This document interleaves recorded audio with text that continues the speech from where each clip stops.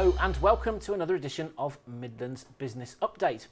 It's success stories all the way this week as we take a look at some of the region's fast-growing businesses. Coming up, we'll be catching up with a local security services company to find out why it's expanding its fleet and has opened a new office. First though, hundreds of jobs are currently up for grabs at a West Midlands taxi firm on the back of a big rise in passenger numbers. The company's called Go Cars and it held an open day in Walsall last week and has another coming up in Wolverhampton, all part of a campaign to recruit extra drivers. To tell us more, here's Carl Wilday from Go Cars. Carl, thank you very much for coming in. Thank you, Carl. 400 jobs for the region. That's a significant number, isn't it? Yes. You've obviously been building up to this position and seeing it coming for quite some time then. Why such a jump?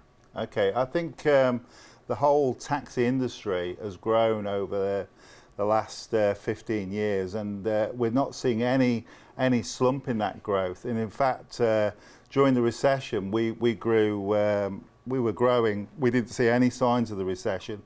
And our biggest challenge, if you like, is the recruitment of drivers. We've got plenty of demand for taxi services. And we just need the drivers to supply that demand. Is it quite a recession-sensitive business? I imagine it is. I imagine that as you're starting to come out of recession, people see taking a taxi, sometimes a necessity, but often a bit of a luxury. I think you've got two fundamental parts of the market. You've got the people that need taxis as a basic form of transport to go to work, to the shops, hospital appointments and those sort of things.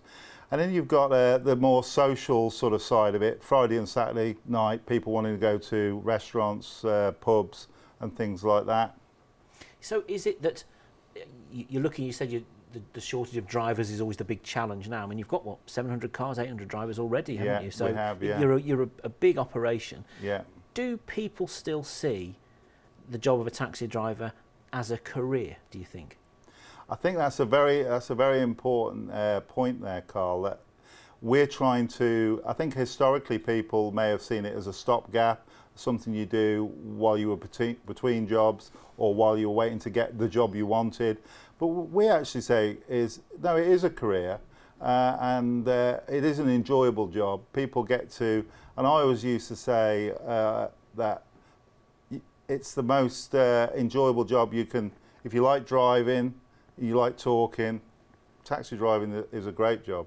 Sounds like it's up my street in that case then. I'm all right talking, not so good at driving. So there's a difference, obviously, it's probably worth explaining, a difference between hackney carriages and private hire taxis, isn't there? And you're very much the second rather than the first, aren't you? Absolutely. Just explain the difference between the two. Okay, yeah, and I referred to taxis there, but we are actually a private hire company. Although a lot of our passengers refer to us as taxis, and they ring up and they say, "Can I have a taxi?" We're actually a private hire company, and the difference is that a private hire is a pre-booked private hire vehicle, providing a service to pick somebody up from one point from their home normally or place of work. But a taxi can be flagged down on the street, can be would normally sit at a rank, but that is the basic difference. One you have to book, pre-book via a telephone. The other one you can flag down on the side of the road. A hackney carriage is the one you flag down on the side of the road. So if I'm interested in becoming a driver and taking one of these jobs on offer, how does it work? Do I have to have a car? Do I have to have a special kind of insurance? Do I have to be a certain age? Or? No, you can actually you can use your own car as long as it fits in the criteria of the council licence conditions. But we can also provide a car. Obviously, if we provide a car, we provide that fully maintained, insured, and so on and so forth. But if you've got your own car, we can advise the new driver on what age the vehicle has to be to comply with the council, where to get insurance for that vehicle, and how to license it with the local council. So yeah, we've got both those options covered. And if I did turn up with my own car to be part of your company, then how does it work in terms of do I sort of pay you a weekly or a monthly rental for being part of you, and then take the fees, the fares that come in, or how does that? It's quite an interesting question, because a lot of people quite often wonder how the whole finances work with, you know, when as a customer gets into a car and they pay the taxi driver their fare. Actually, all the money that is paid to a taxi driver is all his money, and he has to pay us a fixed fee every week. We call it radio rent, although they're not radios these days; they're data heads. But we call it radio rent, and that's a fixed fee for the work that we provide to that driver and the fares that he picks up. So I've got a driving licence, I've got a sat nav, I sort of know my way around the West Midlands. What sort of training then would I have to do before I was ready to be unleashed on the road under your banner? Okay, the first thing is you would have to have a licence from the local council.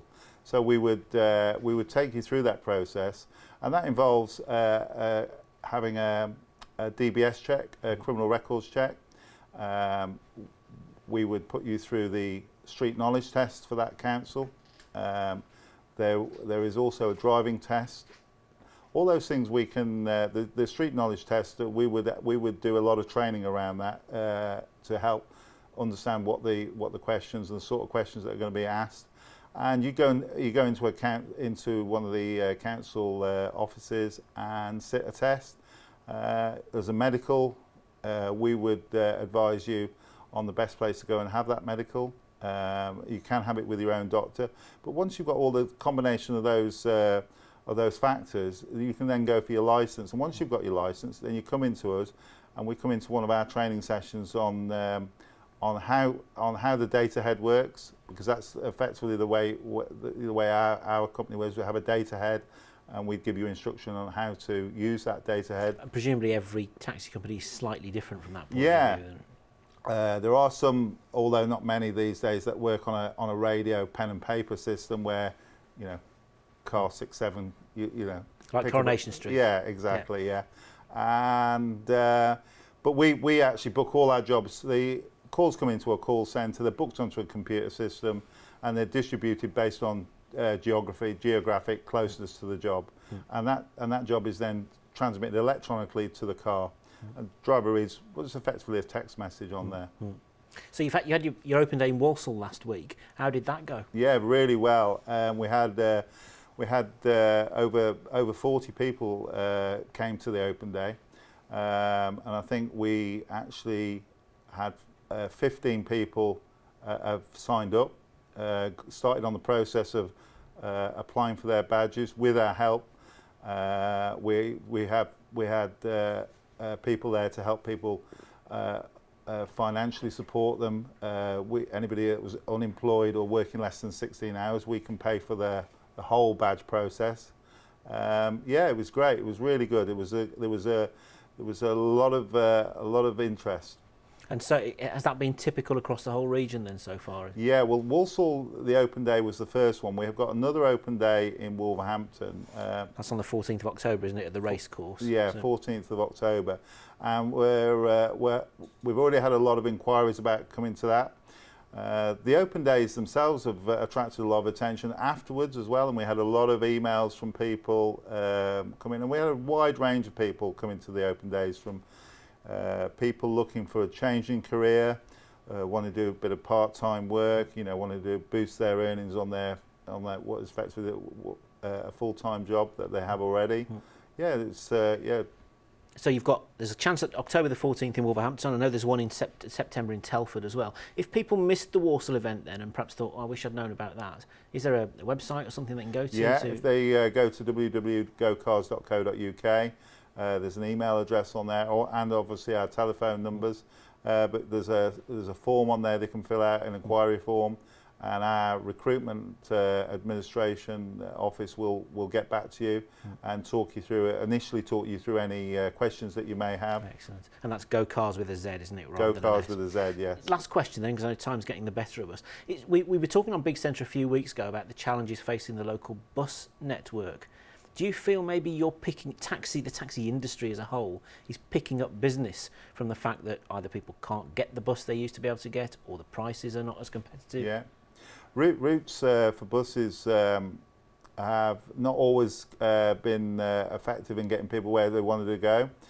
Prices for the buses have gone up in recent years, and we find that actually two people sharing a vehicle, we can actually probably transport them from their house to the shops for probably less than the cost of the individual bus fares. So yeah, we're very competitive with the buses. I presume coming up to Christmas is going to be one of the busiest periods, so you'd like to get as many of these 400 drivers at least in the pipeline before then, would you? Yeah, that would be great. The more cars we have out, the better service we can provide. The better service we provide, the more customers we get. Well, Carl, let me be the first person then to say Merry Christmas to you. I hope it's good to you. Thank you for coming in, and good luck with your open days. That's great, thank you. After the break on Big Centre, we've got more success stories from the local economy.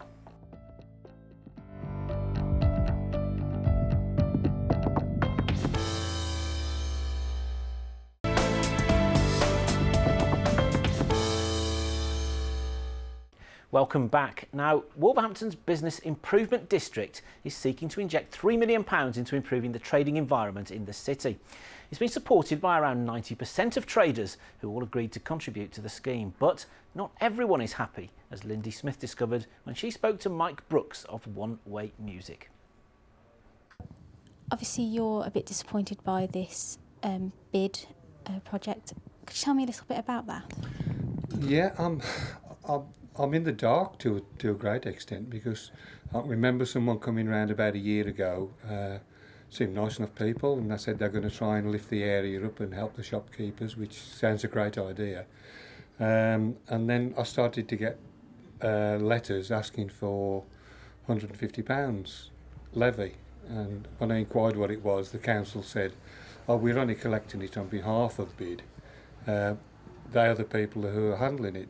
So I spoke to them. I said, "Well, I've got no contract with you. Why are you asking me for money?"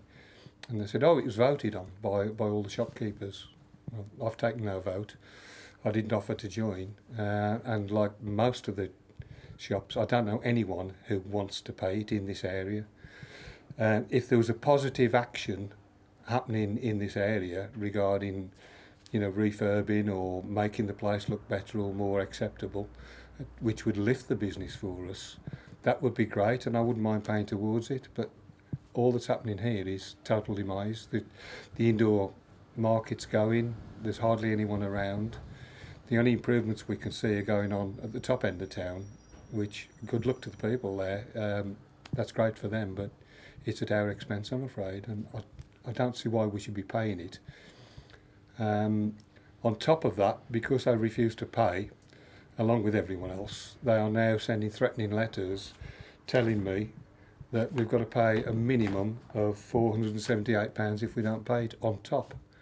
So they're actually prejudging what the courts are going to say without even the court being involved.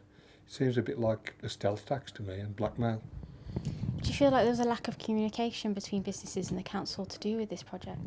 Oh, absolutely. I mean, the council deny any responsibility when I speak to them. So it's out of our hands. We're just merely the collection agent. So I speak to the people at bid. No one's been round to explain why or how they can charge me for something that I haven't entered into with agreement. It just seems like a stealth tax. If you speak to anyone in this area of town, or the city as it is now, I don't think you'd find anyone that would disagree with what I'm saying about the payments.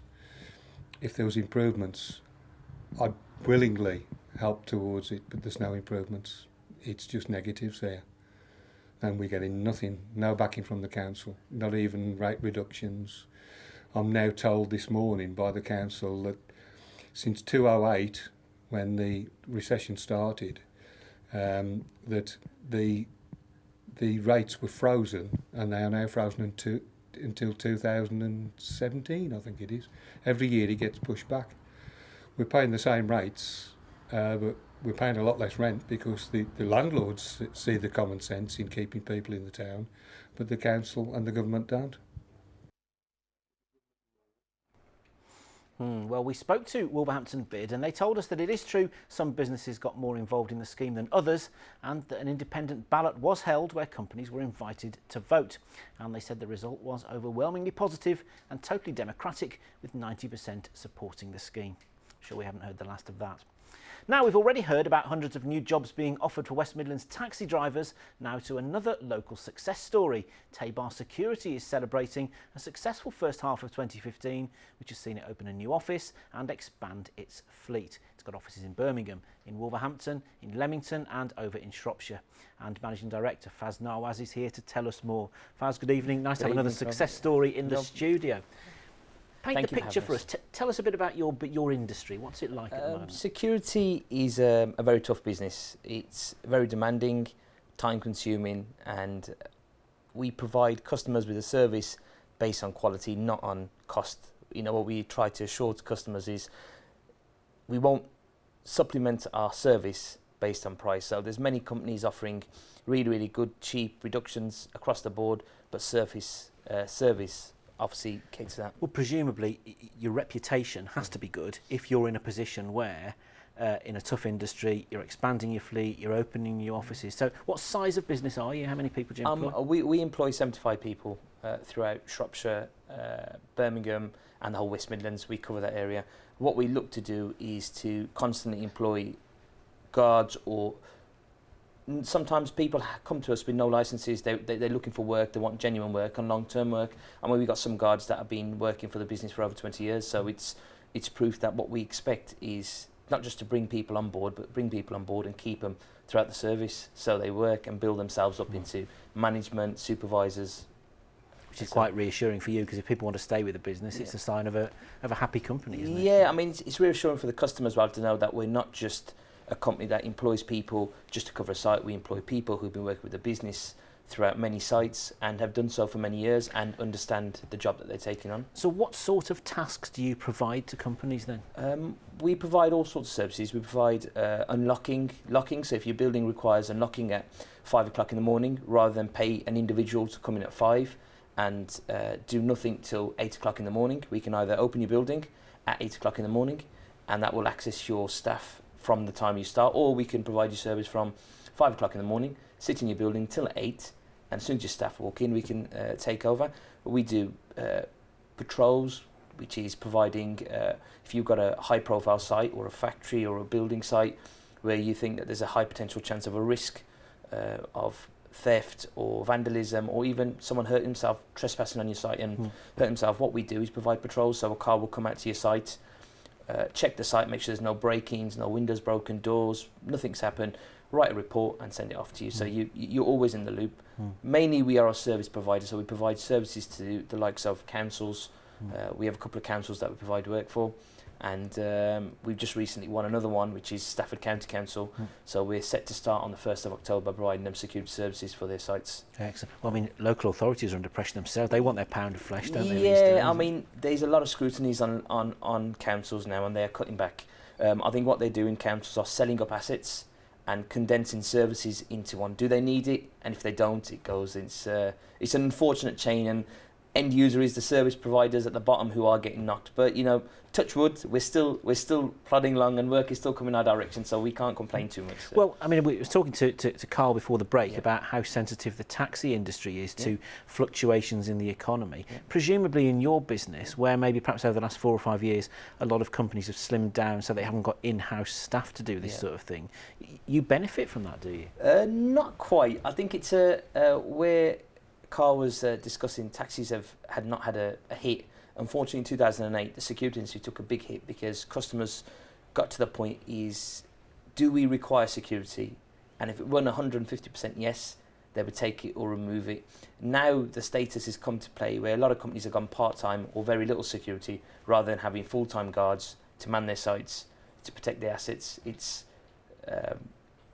the less of two evils, shall we say? That it's a bit of a catch-22, isn't it? They haven't got much of a choice. They have to cut back, and security or cleaning or something that sits at the bottom end, the end user, if it's not compulsory to the day-to-day running of the business, it's shaved, unfortunately, as it does. So, but I imagine then with some of your clients, like local authorities and like the big organisations that are maybe taxpayer funded or involved with taxpayers, there is a stipulation, there is a legal requirement to do this sort of thing. I mean, with all council work, public buildings and services that we provide to councils or schools or the NHS, everything's normally tendered out. So we put ourselves forward at a tender. It's a detailed process, takes a lot of time, but it tends to be that they look at calibre of a company. Is it providing services? How long has it been trading for? And are the services backed up by their reputation? And one thing that we've got is 20 years of history where we've got workable history where customers can be contacted and say, well, we've had a fantastic service, it's been at reasonable rates, and whenever we've required something, changes have been put in place immediately. Have you got some clients then that have been with you since day one? Yeah, I mean, we do a site just in Bilston, NW Global, which is a vending company, and we've been serving them services for the last 19 years.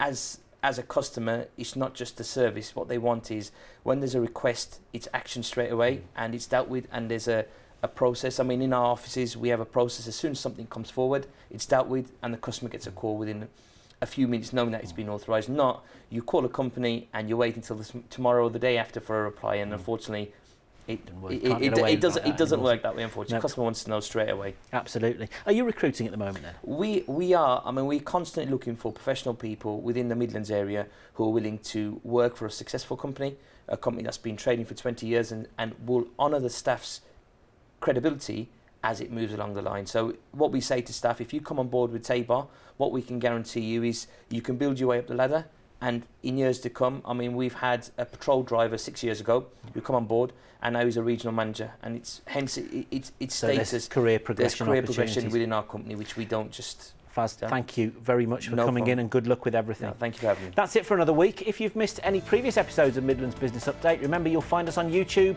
Otherwise, drop us an email, business@bigcentre.tv.